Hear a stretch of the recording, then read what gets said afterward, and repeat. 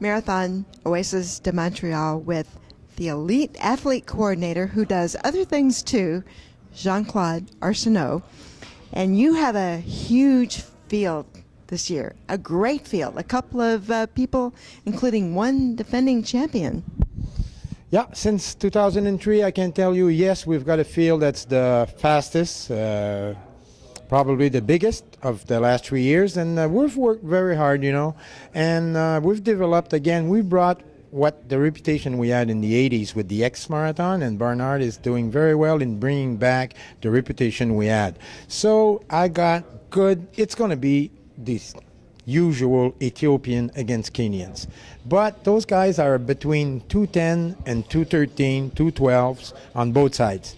So on Sunday, they're going to be looking left, right, behind, in front, whatever, but they'll know that something is going fast, and they come from Ethiopia, Kenya, Algeria, United States, Belgium, Poland. So I've got a great field. I'm proud of it.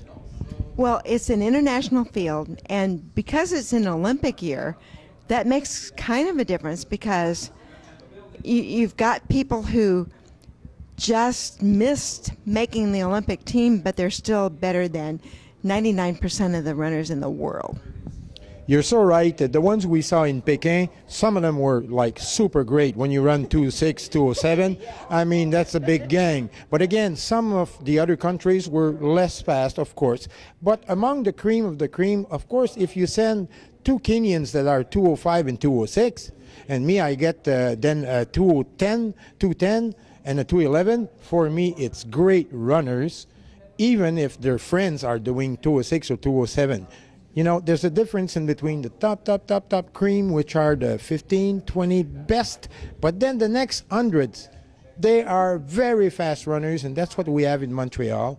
And I'm telling you, I'm very proud, and it'll be a very nice competition on Sunday. And I don't know who will come in first in the Olympic Stadium, and we'll see his face on the giant screen, but I'm anxious to know. Let's talk a couple of names here. You've got the Polish runner who's won it twice, and she's hoping to capture her third title. But I really think she's going to get a run for her money from Yeshiza. She's going to get, I hope, and I don't hope, because I nearly love Violetta, you know. When a girl is trying 3 times in a row at the same marathon, that's rare in the world. You know, we're talking about grade of 8s, we're talking about girls like that, you know. And she's not as fast as them, but still, she won. But this year, there are 2 Ethiopian girls, and she won last year in 243 and then 242. Was she trying hard? We don't know, because they were not pushing her hard enough in the last 5-10K. But this year, I've got 2 Ethiopian girls, Yeshi Esasias, who came in 5th in Ottawa at 2:35.27. And then I've got Inadis Adugna Italama, I think that's her name, 2:33, also from Ethiopia. She just came in 2 hours ago. So those 2 girls, they know who to watch. And her, Violetta, she knows who to watch. So on the girls' side, it will be super. On the men's side, you got Laban Moiben. He's coming back and trying to get it twice. But there's another Moiben in the gang, but he's not related at all. It's John Simotwo Moiben, and that guy ran 2:10.26 a couple of years ago. So what's going to happen Sunday? I don't know. But then the rest is 2:12, 2:13, 2:12, 2:13. So I'm wishing for the best too. Every one of them, they all deserve to win.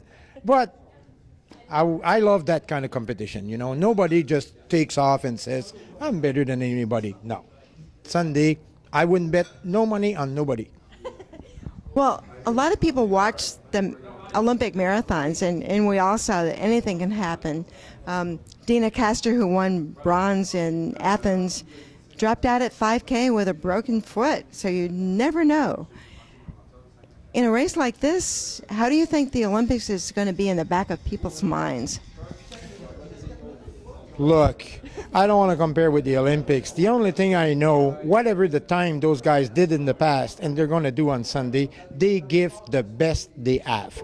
Of course, if they're being pushed, they're asked their body a little bit more, a little bit more. And as a next slow marathon running, I ran 5 marathons, but I know what can happen. Can happen.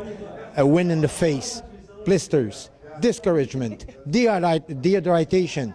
All those things can happen even if you are the best in the world. So on Sunday, you never know who, but they push their bodies to the limit. And as you said, Jenny, you don't know. You can bet on the best horse, and at the 10K, he goes like that. He's done. For what reason? We'll know after. But during the race, it's an open one, and good luck to every runner on Sunday. We both watched the Olympic marathon on TV, and I was surprised that Carlos Lopez's record went down. Were you? I'll tell you, the difference in between a paying marathon and one for the pride of your country. Usually at the marathons, it's a tactical marathon. They all stay in bunch, they look at each other, and they don't go on a fast pace. No, they're studying each other, and they said, in the last 5K, we'll settle it. That's why usually we have slow marathons.